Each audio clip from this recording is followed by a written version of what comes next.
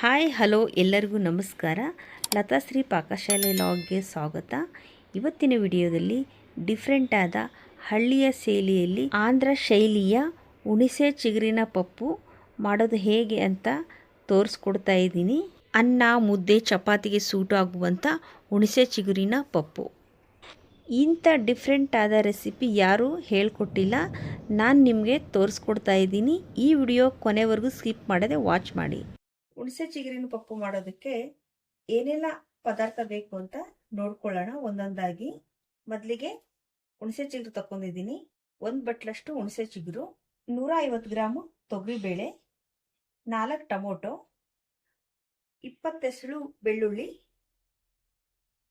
ಹಸಿಮೆಣಸಿನ್ಕಾಯಿ ಖಾರಕ್ಕೆ ತಕ್ಕಷ್ಟು. ಸ್ವಲ್ಪ ಖಾರ ಜಾಸ್ತಿ ಬೇಕಾಗುತ್ತೆ, ಹಾಗಾಗಿ ನಾನು 15 ಹಸಿಮೆಣಸಿನ್ಕಾಯಿ ತಗೊಂಡಿದ್ದೀನಿ.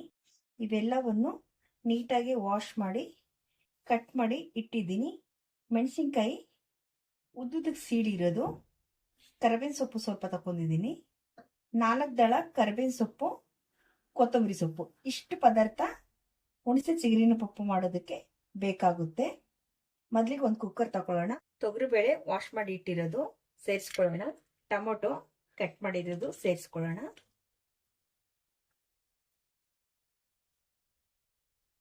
ಹಸಿಮೆಣಸಿನ್ಕಾಯಿ ಕಟ್ ಮಾಡಿರೋದು ಸೇರಿಸ್ಕೊಳ್ಳಿ. ಹುಣಸೆ ಚಿಗುರು ಸೇರಿಸ್ಕೊಳ್ಳಿ. ಕೊತ್ತಂಬರಿ ಸೊಪ್ಪು ಸೇರಿಸ್ಕೊಳ್ಳಿ. ಬೆಳ್ಳುಳ್ಳಿ ಸೇರಿಸ್ಕೊಳ್ಳಿ. ಕರಿಬೇವಿನ ಸೊಪ್ಪು, ಫ್ಲೇವರ್ ತುಂಬಾ ಚೆನ್ನಾಗಿರುತ್ತೆ ಕರಿಬೇವಿನ ಸೊಪ್ಪು ಹಾಕಿದ್ರೆ. ಅರಿಶಿನ ಅರ್ಧ ಸ್ಪೂನು, ಧನಿಯಾ ಪೌಡ್ರು, ಆಂಧ್ರ ಶೈಲಿ ಪಪ್ಪುಗೆ ಸಾಂಬಾರ್ ಪೌಡರ್ ಹಾಕೋ ಹಾಗಿಲ್ಲ, ಹಾಗಾಗಿ ಅರ್ಧ ಸ್ಪೂನು ಧನಿಯಾ ಪೌಡ್ರ್ ಹಾಕ್ಕೊಳ್ತಾ ಇದ್ದೀನಿ. ಜೀರಿಗೆ ಪೌಡ್ರು ಅರ್ಧ ಸ್ಪೂನು. ರುಚಿ ಚೆನ್ನಾಗಿರುತ್ತೆ ಜೀರಿಗೆ ಪೌಡ್ರ್ ಹಾಕೋದ್ರಿಂದ. ರುಚಿಗೆ ತಕ್ಕಷ್ಟು ಉಪ್ಪು, ಅರ್ಧ ಸ್ಪೂನು ಎಣ್ಣೆ ಸೇರಿಸ್ಕೊಳ್ಳಿ. ಬೇಳೆ ಚೆನ್ನಾಗಿ ನುಣ್ಣಗೆ ಬೇಯುತ್ತೆ, ಹಾಗಾಗಿ ಸ್ವಲ್ಪ ಎಣ್ಣೆ ಹಾಕೊಳ್ಳಿ. 1 ಲೀಟ್ರ್ ನೀರು ಸೇರಿಸ್ಕೊಳ್ತಾ ಇದ್ದೀನಿ. ಪಪ್ಪು ಗಟ್ಟಿ ಬೇಕು, ಹಾಗಾಗಿ ನಿಮ್ಮ ಕ್ವಾಂಟಿಟಿ ತಕ್ಕಂತೆ ನೀರು ಸೇರಿಸ್ಕೊಳ್ಳಿ. ನನಗೆ ಗಟ್ಟಿ ಬೇಕು, ಹಾಗಾಗಿ 1 ಲೀಟ್ರ್ ನೀರು ಸೇರಿಸ್ಕೊಳ್ತಾ ಇದ್ದೀನಿ. ಈಗ ಎಲ್ಲ ನೀಟಾಗಿ ಮಿಕ್ಸ್ ಮಾಡ್ಕೊಳ್ಳೋಣ. ತುಂಬ ರುಚಿಕರವಾದ ಪಪ್ಪು. ನೀವು ಒಮ್ಮೆ ಟ್ರೈ ಮಾಡಿ, ಯಾವ ಥರ ಬಂದಿದೆ ಅಂತ ಹೇಳಿ ಕಾಮೆಂಟ್ ಕೂಡ ಮಾಡಿ. ಈಗ ನೀಟಾಗಿ ಮಿಕ್ಸ್ ಆಗಿದೆ. ಕ್ಯಾಪ್ ಮುಚ್ಚಿ 4 ವಿಜಲ್ ಮಾಡಿಸ್ಕೊಳ್ಳೋಣ.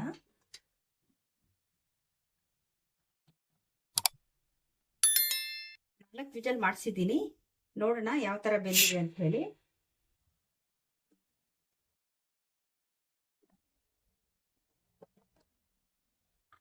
ನೋಡ್ತಾ ಇರ್ಬೋದು ನೀಟಾಗಿ ಬೆಂದಿದೆ.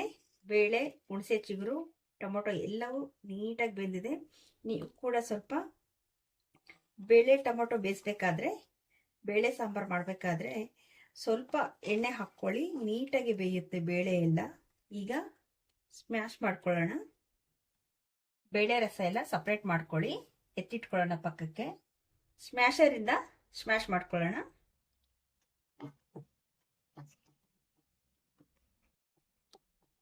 ನೋಡ್ತಾ ಇರ್ಬೋದು ಈ ತರ ನೀಟಾಗೆ ಸ್ಮ್ಯಾಶ್ ಮಾಡ್ಕೋಬೇಕು.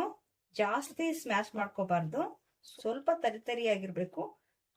ಪಪ್ಪ ಅಂದ್ರೆ ಹೀಗೇನೆ ಇರಬೇಕು, ಹಾಗಾಗಿ ನಾನು ಒಂದು ಮೀಡಿಯಂ ಅಲ್ಲಿ ಸ್ಮ್ಯಾಶ್ ಮಾಡ್ಕೊಂಡಿದ್ದೀನಿ.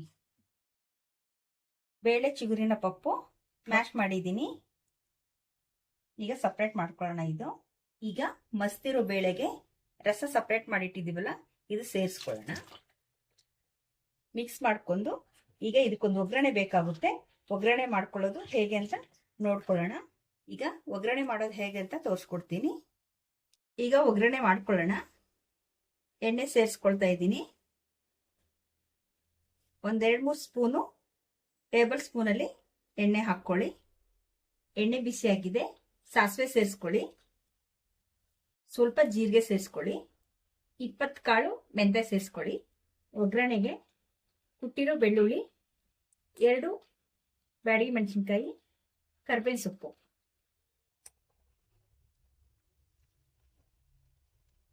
ಎಲ್ಲ ಸೇರಿಸ್ಕೊಂಡು ಗೋಲ್ಡನ್ ಬ್ರೌನ್ ಆಗೋವರೆಗೂ ಮಿಕ್ಸ್ ಮಾಡ್ಕೊಳ್ಳೋಣ. ಈಗ ಒಗ್ಗರಣೆ ರೆಡಿ ಆಗಿದೆ, ನೋಡ್ತಾ ಇರ್ಬೋದು. ಕರ್ಬೇವಿನ ಸೊಪ್ಪು, ಒಣಮೆಣಸಿನ್ಕಾಯಿ, ಬೆಳ್ಳುಳ್ಳಿ ಎಲ್ಲ ಗೋಲ್ಡನ್ ಬ್ರೌನ್ ಆಗಿದೆ. ಪಪ್ಪಿಗೆ ಸೇರಿಸ್ಕೊಳ್ಳೋಣ.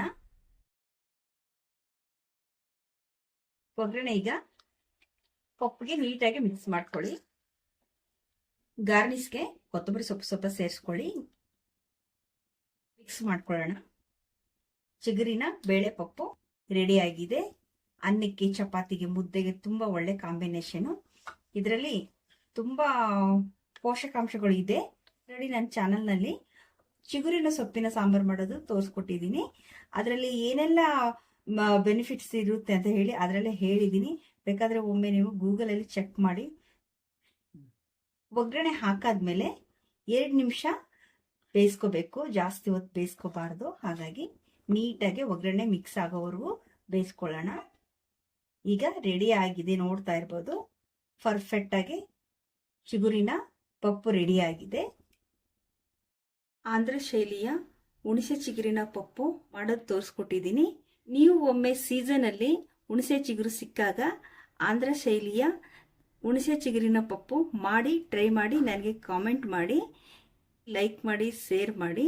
ಇಷ್ಟು ಹೊತ್ತು ಈ ವಿಡಿಯೋ ನೋಡಿದ್ದಕ್ಕೆ ಎಲ್ಲರಿಗೂ ಥ್ಯಾಂಕ್ಸ್. ಮತ್ತೆ ಮುಂದಿನ ರೆಸಿಪಿಯಲ್ಲಿ ಭೇಟಿಯಾಗೋಣ. ಬಾಯ್, ಸಿ ಯು.